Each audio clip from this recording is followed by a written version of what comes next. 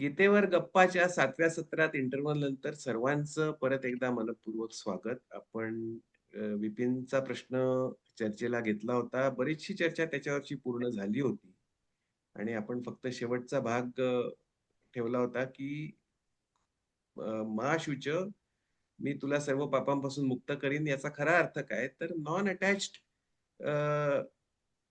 वे मध्ये आपलं जर बिहेवियर ठेवलं तर त्या जे काही कर्म होतात त्याच्या चांगल्या वाईट फळांचा आपल्यावर, आपल्या मनस्थितीवर परिणाम होत नाही. आपण अल्फा स्टेट मध्येच राहतो. म्हणजे एक शक्यता अशी असते की जर आपला हवं तसं जर फळ आपल्याला मिळालं तर आपण खूप फळाशी जास्त अटॅच्ड होऊ शकतो, किंवा जर आपल्या अपेक्षेप्रमाणे फळ मिळालं नाही तर आपण खूप निराश होऊन डिटॅचमेंटकडे झुकू शकतो. तर डिटॅचमेंट, अटॅचमेंट या दोन्ही पासून नॉन अटॅचमेंट आपलं संरक्षण करते. अल्फा स्टेट आपली कायम राहते आणि अ, त्याचे जे काही अतिरिक्त इमोशन्सचे जे काही परिणाम असतात, दुष्परिणाम, बहुधा अतिरिक्त इमोशन्सचे दुष्परिणामच होतात. म्हणजे जसं मीठ जेवणात जास्त झाल्यावर ते कधीच चवदार लागत नाही. मीठ ते तेवढ्याच क्वांटिटीत असलं तर it increases the taste, otherwise it spoils the taste. त्याप्रमाणे इमोशन्स सुद्धा जर आपल्या नॉन अटॅच्ड स्टेट मध्ये आपण काबूत ठेवू शकलो तर आपल्याला त्याचा फार फायदा होतो. विशेषतः quality of our life increases. आणि त्या अर्थाने आपण पापांपासून किंवा आपल्याच कर्माच्या इमोशन्स ट्रिगर झाल्यामुळे होणाऱ्या दुष्परिणामांपासून मुक्त. This is the theory. So Vipin, I think I have covered your question. What do you yes, think? Correct. Have you एक गॉट द व्यवस्थित आन्सर? मला समजलं आता. हा, येस. बिहेवियरने आणणं ते दुसरी गोष्ट आहे. पण हा, अर्थ मात्र व्यवस्थित समजला त्याचा. हा. आणि मुळात अर्थ समजणं हीच पहिली पायरी असते. अर्थ एकदा समजला की मग ते आपोआप कळलं की वळायला लागतं. पण अदरवाईज नुसतं वळणं शक्य नसतं. पण जितकं जास्त कळत जातं तितकं आपण जास्त प्रॅक्टिस करत जातो, मग तितकं जास्त वळत जातं.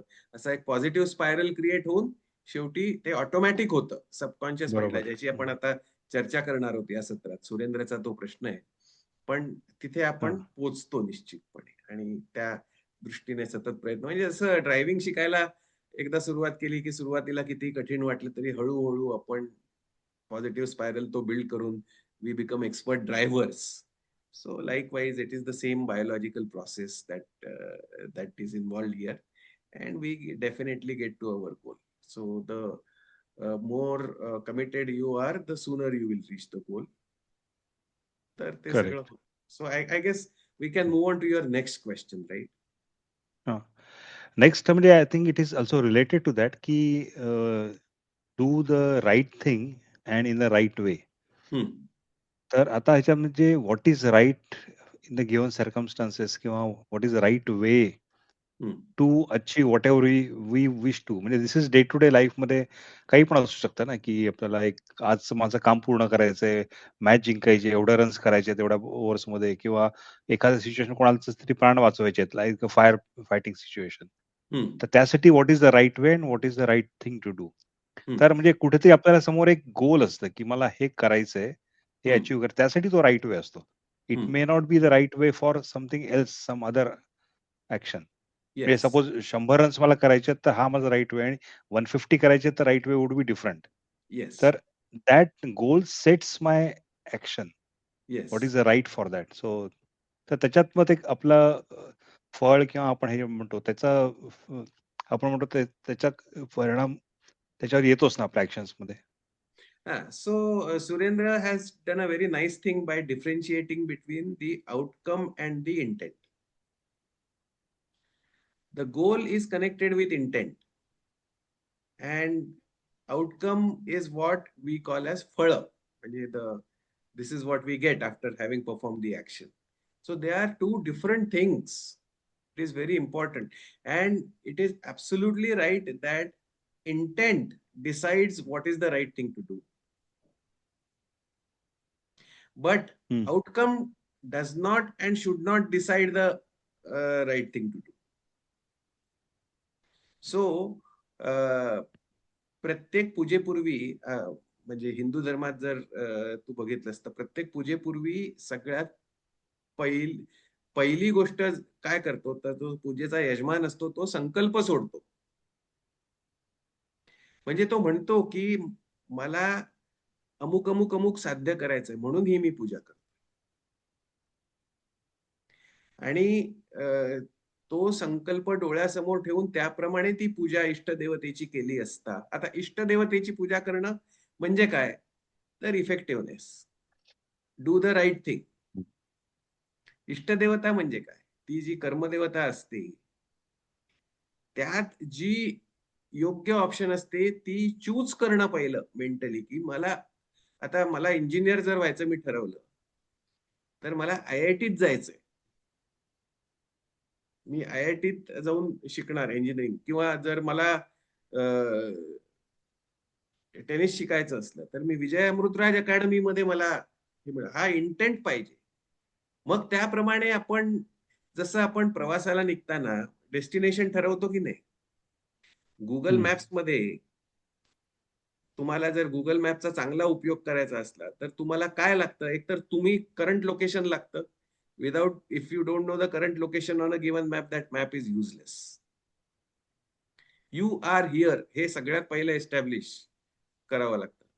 दुसरं काय एस्टॅब्लिश करावं लागतं, की व्हॉट इज युअर डेस्टिनेशन? हे गुगल मॅपला करेक्ट. तुम्ही दुसरं सांगता, की हा बाबा, आता मी कोथरूडमध्ये आहे, मला डेक्कन जिमखान्यावर जायचंय. म्हणजे डेस्टिनेशन पण सांगतात. That is the goal in your language, in your words. आणि एकदा हे दोन निश्चित झाले, की मग then Google map throws up a lot of routes to that goal. Because definitely, between any 2 points, you can reach the other point through multiple routes, theoretically infinite routes. मग ते जे इन्फायनाईट रूट्स तुमच्या समोर असतात, त्यातून तुम्ही एक route select करता. You don't go all over the place. तुम्ही असं नाही म्हणू शकत, की मी 1/3 of the journey I will do using this route, then 1/3 of the journey I will do using other route. दोन नावांमध्ये पाय ठेवल्यावर तुम्ही बुडता. म्हणून शेवटी कुठचा तरी एकच रूट तुम्हाला ऑप्टिमम सिलेक्ट करावा लागतो आणि त्या रूटने तुम्ही जाता. पण त्या रूटने तुम्ही कुठे जाता हे गुगल मॅपला आधी सांगावं लागतं. तसं आपला गोल जो आहे, आपला इंटेंट जो आहे, आपला संकल्प जो आहे, तो आपल्या मनात अगदी क्लिअर पाहिजे. आणि तो जितका क्लिअर असेल, तितका आपला रूट ॲक्युरेट असतो, तितका मॅप आपल्याला जास्त मदत करू शकतो. म्हणजे मी जनरल सांगितलं गुगल मॅपला, की नाही मला डेक्कनवर जायचंय. तर तो जे रूट्स काढून देईल मला, ते सब ऑप्टिमल असतील. कारण डेक्कनवर कुठे, हे त्याला डेक्कन एवढा मोठा एरिया आहे. तर त्याच्यावर तो एक आपल्या जनरल रूट काढून देईल तुम्हाला, की ठीक आहे. पण तुम्ही जर त्यांना सांगितलं गुगल मॅपला, की डेक्कनवर, जंगली महाराज रोडवर, शिवसागरमध्ये जायचंय मला रेस्टॉरंटमध्ये ब्रेकफास्ट करायला. तर तो तुम्हाला प्रिसाइज रूट्स काढून देईल. आणि मग त्यातला जेव्हा तुम्ही रूट सिलेक्ट कराल, तेव्हा तुम्ही प्रिसाइजली पोहोचाल. तर हा झाला गोल. आणि the clearer it is in our own mind and the more focused we are, better it is. पण फळ जे आहे, which is the outcome, which is outside of our remit, it cannot be controlled by us. तुम्ही मारे डेक्कनवर निघाल हो, पण तेवढ्यातच एका मित्राचा फोन आला, की अरे थोडं माझ्या घरी इमर्जन्सी आलेली आहे, तर तू येऊन मला मदत करू शकतोस का? I have to take my dad to the hospital for example. Will you please come and help me out? And the hospital is not in Deccan, it is in exactly the opposite direction. It is in Kondhwa. So will you come with hmm. मी? Then you will say, of course, of course. म्हणजे हे डेक्कन बिक्कन नंतर, आता I want to help you out, I am your friend and your dad is in trouble and you want helping hand. तर I am dropping everything that I have got and I go to Kondhwa.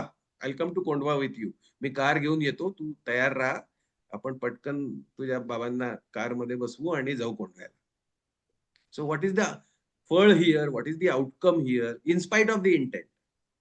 It is something totally different. And was that within your हम्म. Control, की त्याच्या वडिलांना केव्हा brain stroke येणार आणि तो मग तुलाच फोन करणार out of all the friends, आणि मग तू म्हणणार की डेक्कन गेलं खड्ड्यात, मी पहिलं तुझ्या बरोबर येतो. सो कळलं. हां. परिस्थिती तुमच्या नियंत्रणात नाही. परिस्थितीला कंट्रोल करायचा प्रयत्नच करू नका. तुमच्या नियंत्रणात फक्त मनस्थिती आहे तुमची. ती कंट्रोल करा. And that is good enough. That is your best chance of leading high quality life anyway. परत लोक इथे गोळ करतात. लोक मनस्थितीकडे लक्षच देत नाहीत. लोक परिस्थितीच कंट्रोल करायला जातात. आणि परिस्थिती जेव्हा ते कंट्रोल करू शकत नाहीत, तेव्हा मग त्यांची मनस्थिती पण बिघडून जाते एकदम. I want India to win. I am a die hard India fan. इंडियाने ही क्रिकेट मॅच जिंकलीच पाहिजे. आयला पाकिस्तानकडून हरतो म्हणजे काय, सहनच होत नाही आपल्याला. आणि मग गॉड फॉरबिड नेमकी ती इंडिया मॅच हरते पाकिस्तानची, आणि आपण डोकं धरून आपला दिवस खराब करून देतो. कृष्ण म्हणतो हे सगळं तुम्ही उलट वागताय यार. म्हणूनच तर गीतेमध्ये श्लोक आहे ना की या निशा सर्व भूतानाम तस्याम जागर्ती संयमी. म्हणजे जो सामान्य लोकांसाठी दिवस असतो, ती संयमी म्हणजे योगी लोकांसाठी रात्र असते. आणि जी योगी लोकांचा दिवस जो असतो ते इतरांची रात्र असते. म्हणजे काय, हे लोक नेहमी उलट करत असतात. आता उलट करत असतात म्हणजे काय करत असतात, इतर लोक परिस्थितीला कंट्रोल करायचा प्रयत्न करतात, योगी लोक मनस्थिती कंट्रोल करतात. सो या अर्थाने कृष्णाने म्हटलेलं आहे की या निशा सर्व भूतानाम तस्याम जागृती संयमी. Masses have a different pattern of behaviour and the pattern of behaviour of the classes is exactly opposite to that of masses. असं जेव्हा कृष्ण म्हणतो तेव्हा इतर लोक तोंडाने जेवतात आणि संयमी लोक कानातून जेवतात असा त्याचा अर्थ नाही. त्याचा अर्थ असा आहे की जे the classes control the controllable and they accept what they cannot control, and masses try to control what is beyond their control, and in the process botch up what they could otherwise have controlled also. Yes, clear. So ह्या सगळ्या गोष्टींविषयी गीता आपल्या मनात awareness निर्माण करते, डोळसपणा निर्माण करते. आपणच आपल्या शरीरातून बाहेर पडून त्रयस्थपणे आपल्याकडे बघू शकतो की बाबा मी कसा वागतोय, काय सिच्युएशन आहे, मला कसं वागायला पाहिजे आणि मी वागतोय कसा, आणि या दोघात अलाइनमेंट कशी करावी, हे सगळं गीता आपल्याला शिकवते या सगळ्या लेसन्स मधून. आणि that is where you have to step out of your body. That is where you have to become a Krishna and look at Arjuna. Like you will look at everybody else. Duryodhan पण आहे, भीष्म पण आहे, तसाच अर्जुन आहे. आणि मी बाहेर राहून त्या अर्जुनाला नीट ऑब्झर्व करतोय.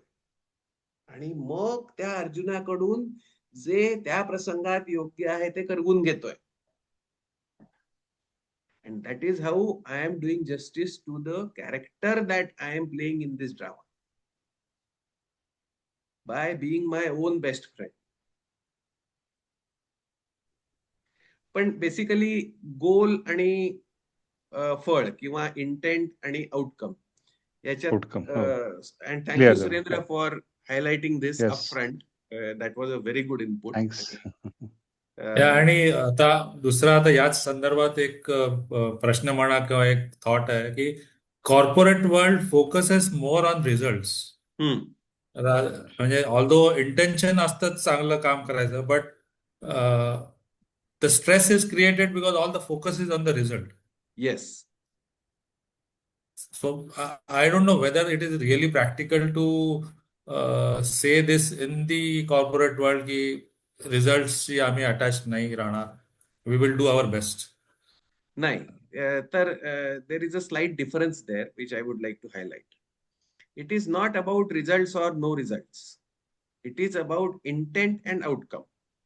So intent मध्ये तुम्ही रिझल्ट क्लिअरलीच डिफाईन करायला पाहिजे की बाबा माझा गोल या वर्षी 50% ग्रोथ हाच आहे. You have to nail it down. Correct. So when you are focusing on results, if that is the intent, and then if your directions are in that on that path, if your actions are in that direction, then that is what must be done and that is what is practical. What Correct. is So intent is clear, हा but when but by out huh, outcome मध्ये जे येईल मग तुम्हाला 50% growth मिळेल किंवा 70% मिळेल किंवा 30% मिळेल.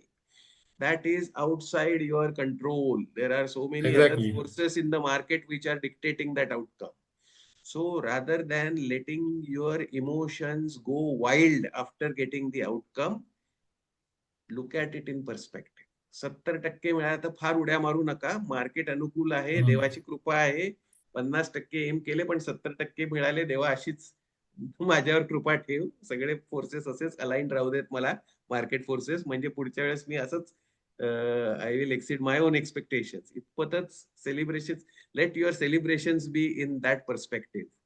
आणि 30% मिळाले तर घाबरून जाऊ नका. हो, कोविड असू शकतो किंवा रिसेशन असू शकतं किंवा राज्यकर्त्यांचे डिसिजन्स असू शकतात, काही असू शकतं. There are so many market forces that can sabotage your plans. So don't get disheartened की नाही मग अरे मग I don't deserve it only, माझी लायकीच नाही, मी उगीच खूप मोठमोठी स्वप्न पाहिली आणि मी हेच करायला पाहिजे होतं. तेच don't go down that path. Yeah, I mean, you can always control your mind, but see, corporate world मध्ये this will be treated as a failure by maybe your superiors or the bosses. So if everyone follows this principle, then this will be an ideal world. Yes. But that doesn't happen in real world. Yes. So let us not worry about everyone else. Let us just worry about So ourselves. as you said, you just control your manasthiti. Yes. And hence your paristhiti also, because paristhiti is the outcome of manasthiti. And paristhiti can change if your manasthiti is right. You can build positive spirals. म्हणून वामनराव पै नेहमी म्हणायचे की प्रत्येक गोष्ट दोनदा घडते. एकदा तुमच्या मनात किंवा डोक्यात घडते आणि मग ती प्रत्यक्षात घडते.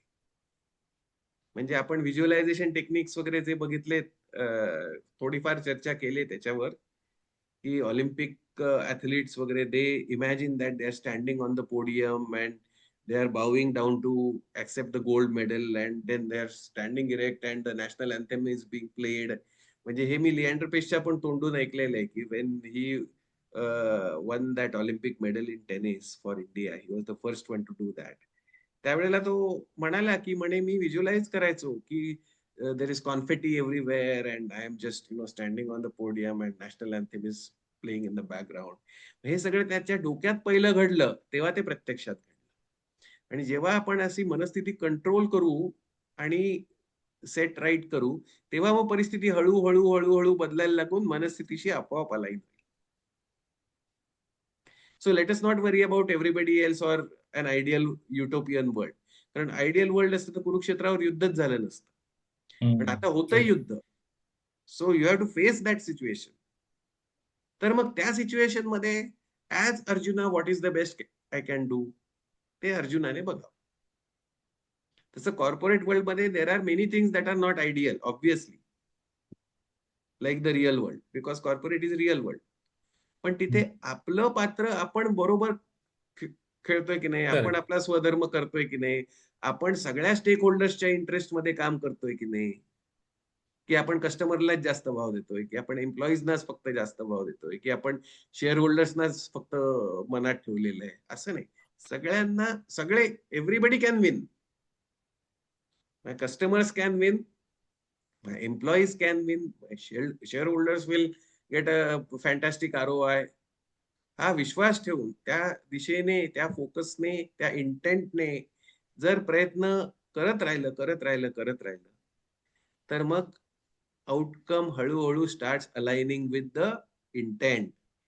म्हणून ते ओम शांती ओम मधलं वाक्य आहे ना, की एखादी चीज आहे, सॉरी माझं हिंदी काय खूप पॉश बिश नाहीये, पण शाहरुख खान म्हणतो ना की अगर किसी चीज को जी जान से चाहो तो सारी कायनात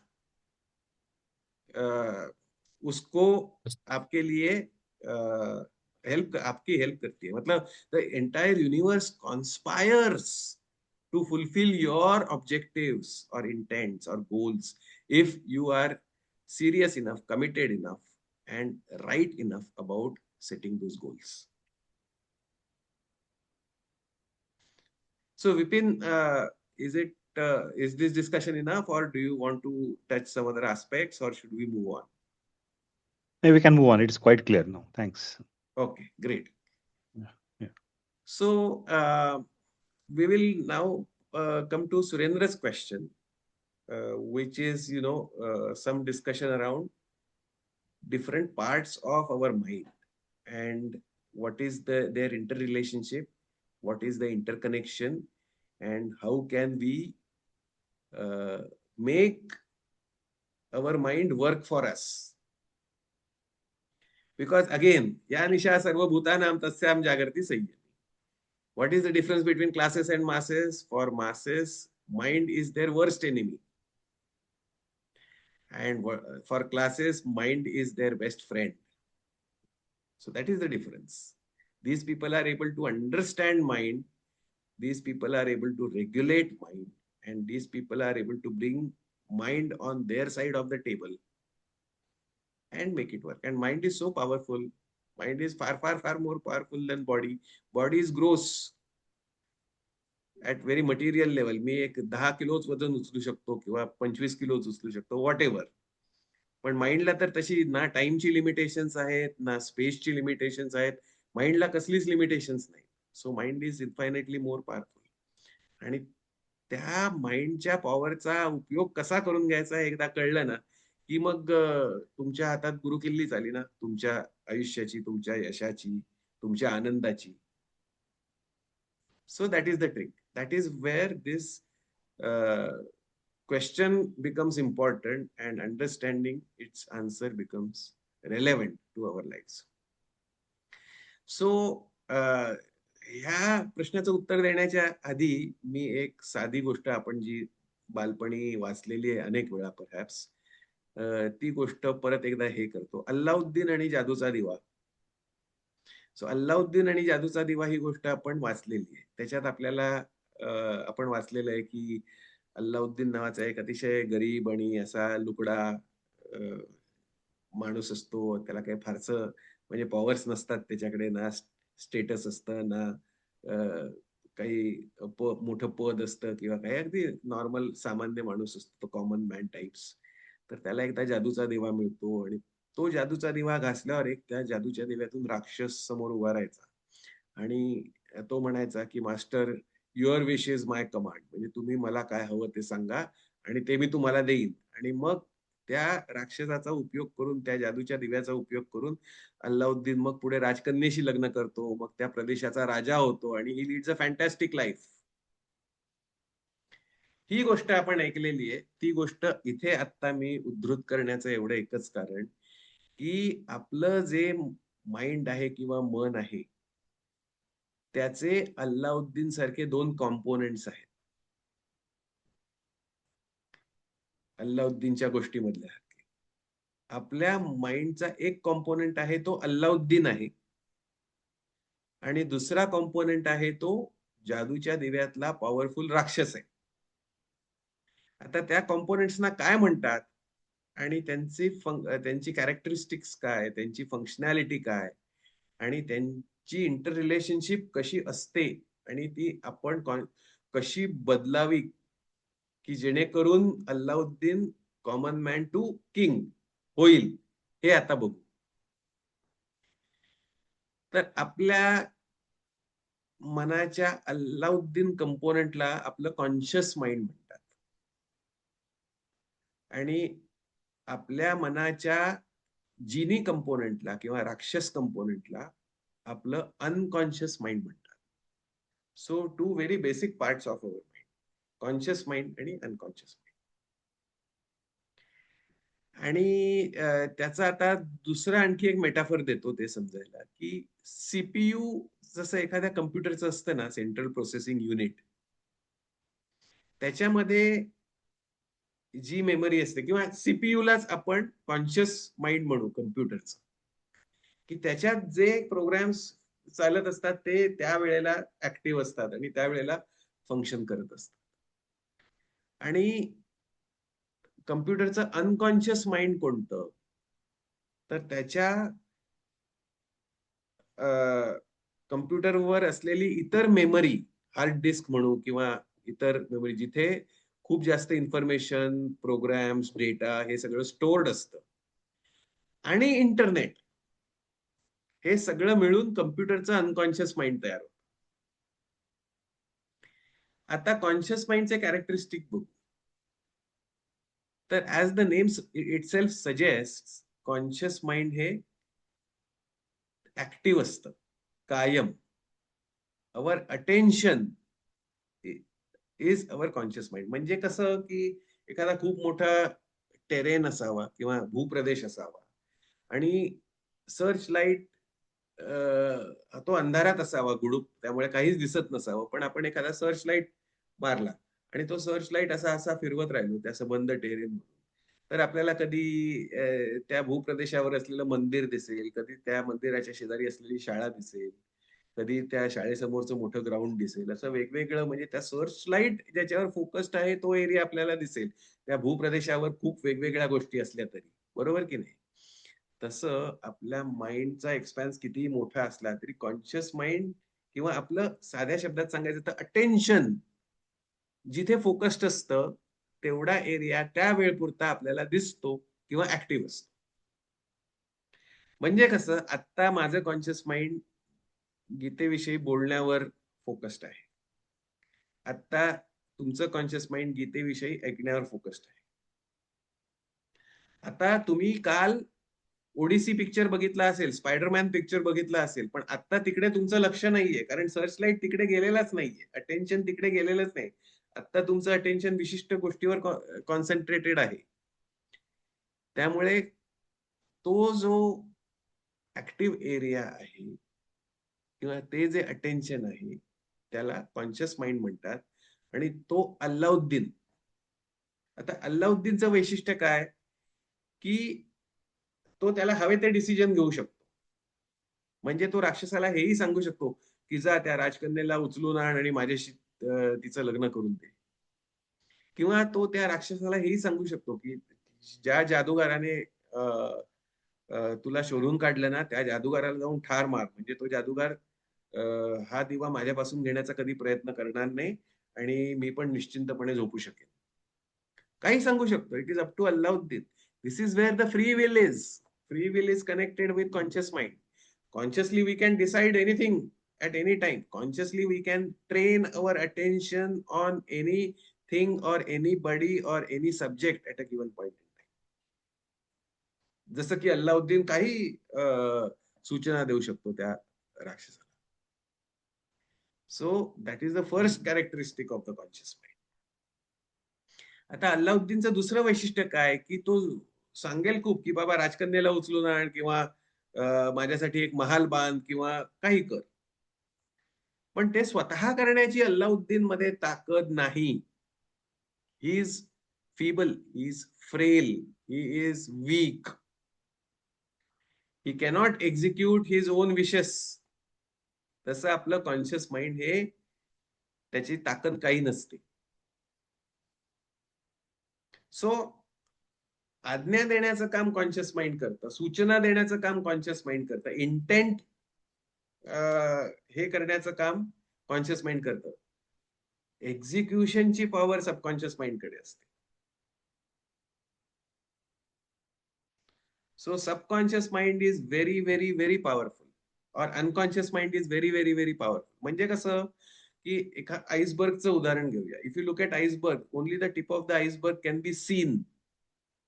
But that is only tip of the iceberg. The 99% mass of the iceberg is, it cannot be seen, it is below the surface of the water. Thus, conscious mind is a very small little part of our mind, which we are conscious of. Subconscious mind constitutes or harnesses 99% power of our mind, and it cannot even be seen. तर subconscious mind एवढं powerful आहे, पण जसं अल्लाउद्दीन कडे free will आहे, choice आहे, decision making ability आहे, पण तो एक्झिक्यूट करायची पॉवर नाही. Unconscious mind is exactly the opposite of that.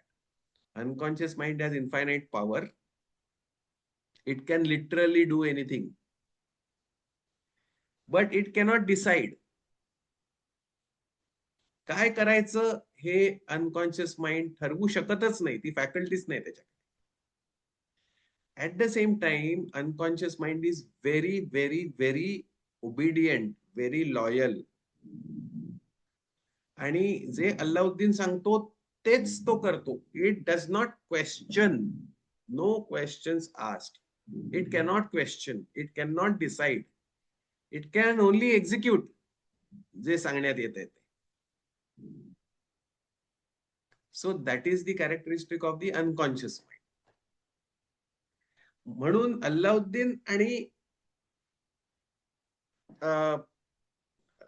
तो राक्षस यांच्या टीमवर्क जर चांगलं व्हायचं असेल तर काय झालं पाहिजे? अल्लाउद्दीन शुड टेक डिसिजन्स, राक्षस और जिनी should execute.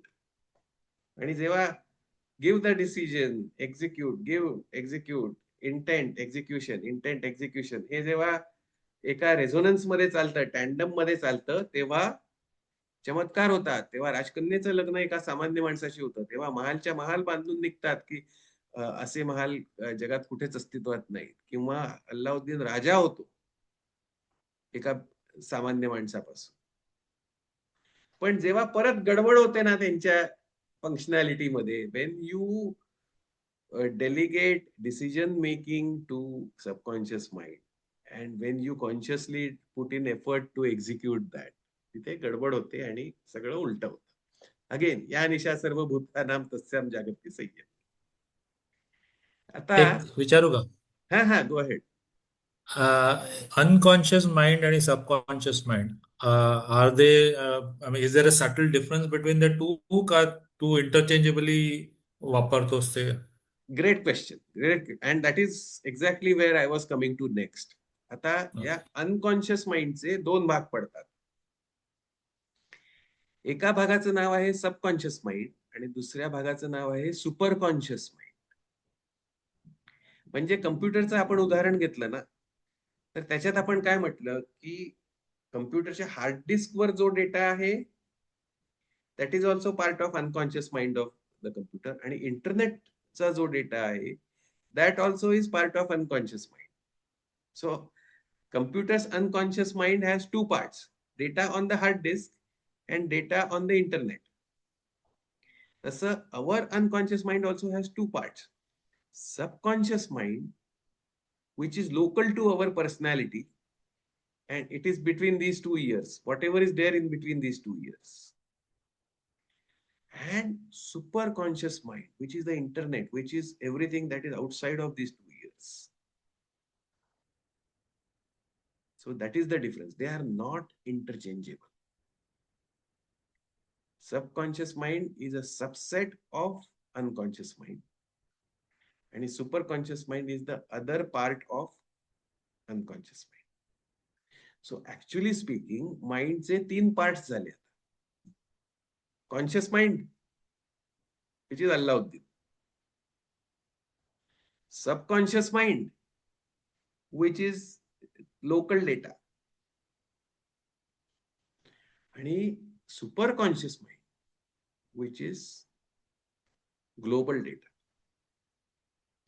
And these 3 things are interconnected and in that order. म्हणजे एक आपण पाईपलाईन असं अज्युम करूया की एक पाईप आहे. त्या पाईपच्या पहिल्या 1/3 पार्टला मी कॉन्शियस माइंड म्हणतो, मधल्या भागाला सबकॉन्शियस माइंड म्हणतो आणि टेल एंडला सुपर कॉन्शियस माइंड म्हणतो. So subconscious mind is the bridge between conscious mind and super conscious mind. Super conscious mind is God. We can say God's mind because it covers everything. It is infinite. इंटरनेटला काय limitations आहे? Internet is infinite ना. तसं super conscious mind is also infinite. Subconscious mind is far far far more in capacity than conscious mind, but it has limitations. म्हणजे समजा तुमच्याकडे 1 टेराबाईटची hard disk असेल तुमच्या कम्प्युटरवर, which is much more than the memory in the CPU. But it is still only 1 terabyte. तर ते तसं subconscious mind आहे. आणि conscious mind is the weakest, but it is also the decision maker. That is where the free will is. आणि ह्या तिघांमधला interplay आता थोडासा समजावून घेऊया. आता आपल्याकडे फक्त 2च मिनिटं उरलेली आहेत, त्यामुळे मला असं वाटतं की आपण हे डिस्कशन थोडंसं पुढेही कंटिन्यू करू, कारण महत्वाचं डिस्कशन आहे. तर 2 मिनिटात काय इंटरप्ले कव्हर करता येतो बघूया. बेसिकली कॉन्शियस माइंड जी गोष्ट सांगते ना subconscious माइंडला, that is accepted by the subconscious mind at its face value and no questions are asked. Subconscious mind has no connection to the external world. Just like subconscious mind is the bridge between superconscious mind and conscious mind, conscious mind is the bridge between the external world and subconscious mind. So basically, unless subconscious mind goes through conscious mind, it has no idea what is going on in the external world. So whatever comes through the conscious mind, it takes as absolute truth. And then it executes that. Just done. म्हणून म्हणतात ना की तुम्ही negative बोलू नका. तर आता एक साधं निगेटिव्ह स्टेटमेंट घेऊया की काय यार, माझं नशीबच फुटकं आहे. I am just unlucky. असं आपण कधी कधी विचार करतो ना. तर आता सायकोलॉजिकली काय काय होतंय इथे बघूया. What is my conscious mind doing? What is Alauddin doing? Alauddin is telling the genie, I am unlucky. Consciously आपण तो विचार करतोय. आणि जिनी काय म्हणते, master your wish is my command. मी अनलकी आहे, म्हणजे तुम्ही अनलकी आहात का? ठीक आहे, now I will do everything within my power to make you unlucky. Because I am not going to question whether you are lucky or unlucky or whatever. Your wish is my command. तुम्ही मला सांगितलं unlucky, unlucky. चला, अब तुमको unlucky बनाते हैं. असं म्हणून ते लगेच कामाला लागतं. किती डेंजरस गोष्ट आहे बघा. You have to really think about your thinking. What are you consciously thinking? What are the messages that Alauddin is passing on to the genie? Because the genie is going to do his damnedest to execute that. आता मला वाटतं कधीही आपण log out होऊ, तर ह्या विचारापाशीच मी थांबवतो. आता तुम्ही आपले विचार ऑब्झर्व करायला सुरुवात करा आणि विचार करायला सुरुवात करा की what is Alauddin telling genie.